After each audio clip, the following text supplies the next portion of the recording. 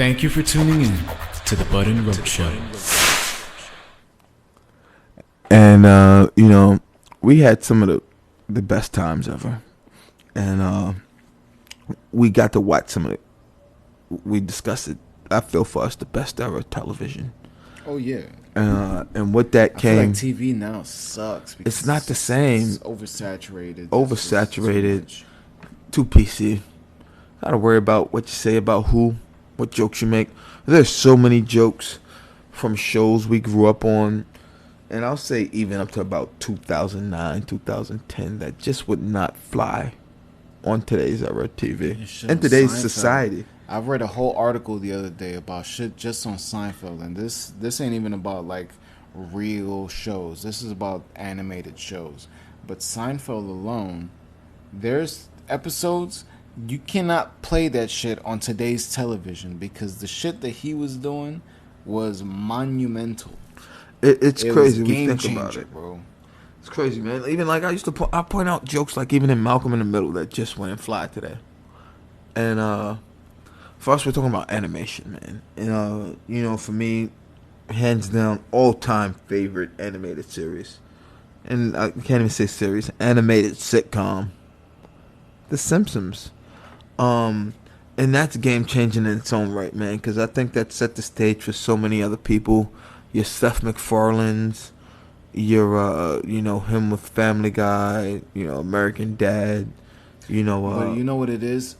I think for me personally, it's not just the fact that it's probably the longest running cartoon series ever.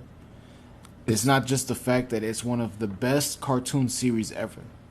It's the fact that there's a huge conspiracy around this show revolving around the fact that people believe the guy who created it is a fucking time traveler. I don't know if you could say time traveler, but some shit has happened. Some shit that's undeniable. You're talking about pinpoint accuracy, bro.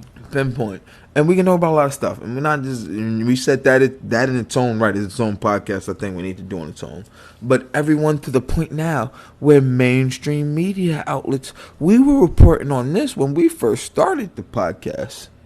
And now to the point, even more predictions after the fact. But now to the fact where mainstream media outlets are reporting on the Simpsons predictions is almost like the Madden curse, so to speak. And the fact that we live in a society now where you have so much amateur footage to support the pinpoint accuracy of these particular predictions, especially I want to point out that Trump thing, where he's going down the escalator and the guy drops the sign, and this was an episode that came out more than a decade ago. This is like the mid-90s, I feel. And mid to late 90s. It happened verbatim. There's certain things that are explainable, and there's certain things that to me, it's like if Trump would go Simpsons, out of his way to try to replicate The Simpsons, then I don't know. I don't know. I don't know. That. I don't know. I don't want to touch on that. That, like I said, that's its own episode with Simpsons time traveling. Simpsons, not even time. It's not even time traveling. It's Simpsons predictions. Not in time travel. It's predictions. So outside of the Simpsons, but for you, what you said even before you got into the time traveling thing, you said two things about the Simpsons. Not even that it's the longest running cartoon, or what was the longest running? What else you said? It was the longest running cartoon. That, and it was something else, the longest running else. You didn't touch on the biggest ever, and it's the longest running show in television history. Like sitcom. Not like how you have like soap operas that like have thousands of episodes. But sitcom wise, the longest running sitcom in television history. They beat MASH. Or if I'm not mistaken, with their renewals that they have lined up, they will beat MASH eventually if they haven't yet. And what's great about The Simpsons, I feel, is that they've never branched off and done spin-offs. Spin-offs, not yet. They haven't had to. They haven't had to, and it's crazy. The Simpsons have such a depth of characters, and they've done so well through their character development through the years that you could probably have a spin-off series for at least a dozen Simpsons characters or character groups. You can get Apu. You said Abu. I didn't mean to correct you. It's Apu? It's Apu. It's Apu Nahasa Pasa Pima Petty Loan. Yeah, I love that show. I love that show as a kid. And we're going to get into other shows I love, but we're talking about Simpsons right now. We got a few minutes. And it's bigger than that. Chief Wiggum and his guys. You imagine a sitcom, a cop style, a Brooklyn Nine-Nine, office style, cop style, animated sitcom in Springfield. Are you telling me that can't be pulled off? It can be pulled off. Office style, or Parks and Recreation in the power plant. But they're protecting the Simpsons brand, as they've been doing for the past few decades, bro. Because they're on such a fucking hot streak that this episode was supposed to be about cartoon series. And we're talking about the Simpsons. And we've been talking about the Simpsons since we started. We have, and we haven't even gotten into it. So I'm just gonna take a second. We're gonna introduce other shows to see where this goes. I'm gonna drop a couple right now. You drop a couple.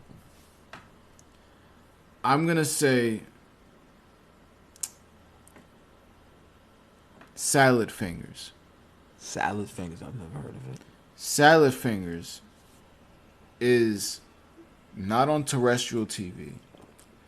It was a internet sensation. This was when Newgrounds was heavy. There you go. And, Newgrounds. And to me, it was a cartoon that was revolutionary because it showed people that they are creepy. Like, people are creepy. And when you watch the cartoon, everything about that cartoon is fucking creepy, bro. It's like a psychotic made. It's like somebody on schizophrenic meds tried to produce a cartoon. Have you ever heard of Super Jail? No. You should obviously know who put me onto an animated show Super like that. Jail? Super Jail. You have Hulu. That's Drew? I don't think it's still on Adult Swim. It was at one point. I don't think it still is on Hulu. I know at one point the episodes were. When you want to talk about, and like I said, Adult Swim. And Adult Swim was like monopolizing the disturbing cartoon series. They still do. They still do. But it's their niche. Remember Space Ghost? Yes. Coast to Coast. Coast to Coast. That's their niche. That's their niche. Their niche is disturbing adult cartoon or even adult animation. Let's say we keep saying cartoons. I feel like a lot of people be disgusted by us saying that. And I'm not disrespecting the art. Animation, adult animation. You say that, but they should understand too that we're in the process of doing our own animation, so we're rookies to the animation game. Yeah, we're radio guys. We don't mean anything personal. You grew up calling it cartoons, and I'm pretty sure if we Google it, we'll see the difference between the cartoons and the animated series. Because cartoons are made by cartoonists, and a cartoonist usually draw frame by frame. Animations now, they're all software based, like the shit that we're doing. So people are going to take offense if you say that this is a cartoon when what they do, they feel is a cartoon. So it's PC all over again. See, so that's something that, like I said, I couldn't have understood that analogy. I appreciate you clearing that up for me. But, when we talk about series, I want to drop a couple here. And I want to keep going back and forth between us. Some of my classics, I just said Super Jail there, but here's another one, man. One that even shocks me to this day, that they're still on air, man. You know where I'm about to go. My boys, Matt Parker, Trey Stone, man. I mean, I am shocked. Goonies? No, not the Boondocks. South Park, man. South Park. I am shocked they are still on air. Matt Parker and Trey Stone, the creators of South Park. But what they did was they took... Everyone else was trying so hard on the animation aspect that they said, we're going to just focus on the writing. We're going to simplify the animation They use shitty process. Animation. It is the worst of the worst. It's literally, you can do this shit with strings and cardboard That cutouts. is what they did.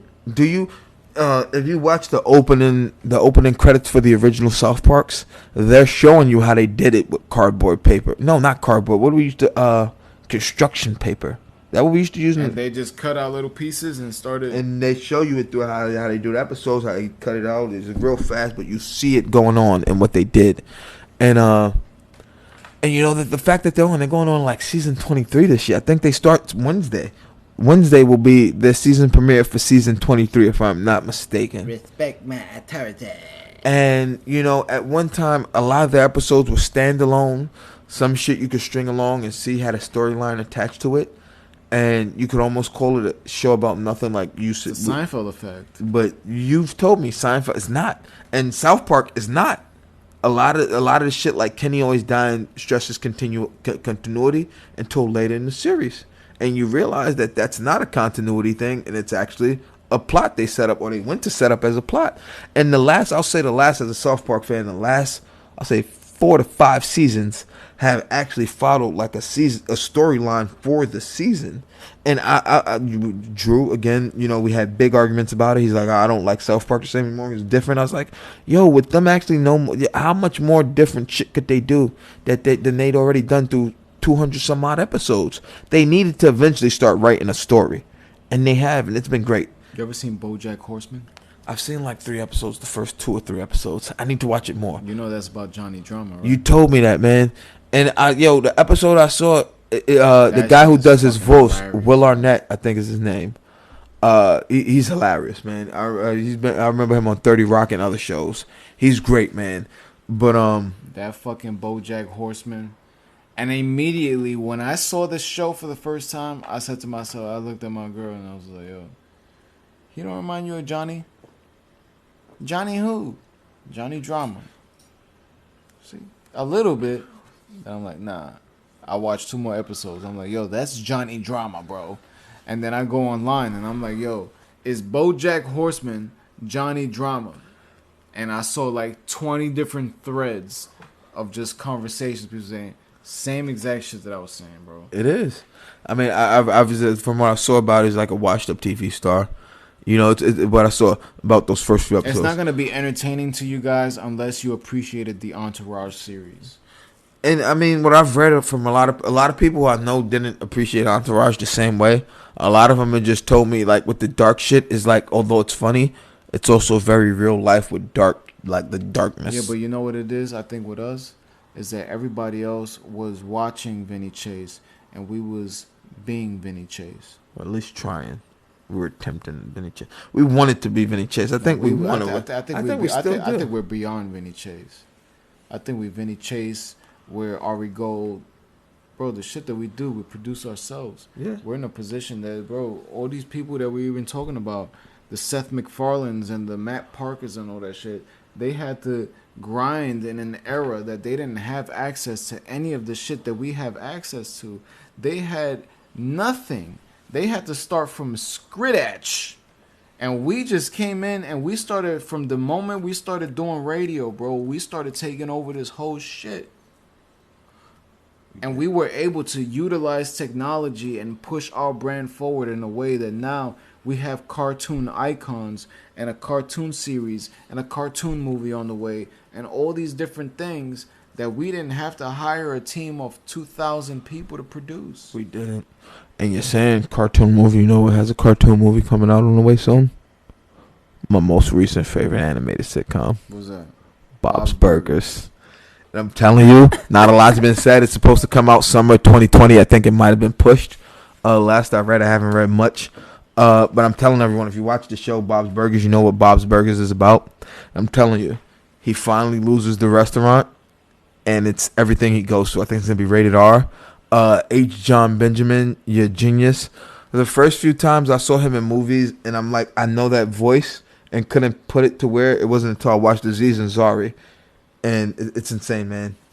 You know what's funny too is the fact that Breaking Bad has a movie coming out. Yes. And if Breaking Bad had a cartoon, it will take over the whole fucking game. I think Breaking Bad could have but it has to be done right, man. It has to be done right network, and it can't be cable. That's all I'm gonna say. You already know where to follow us, man. At Button Roach. You already know we do the fucking. You heard? We've been doing that shit, bro. Thank you for tuning in to the Bud and Roach Show.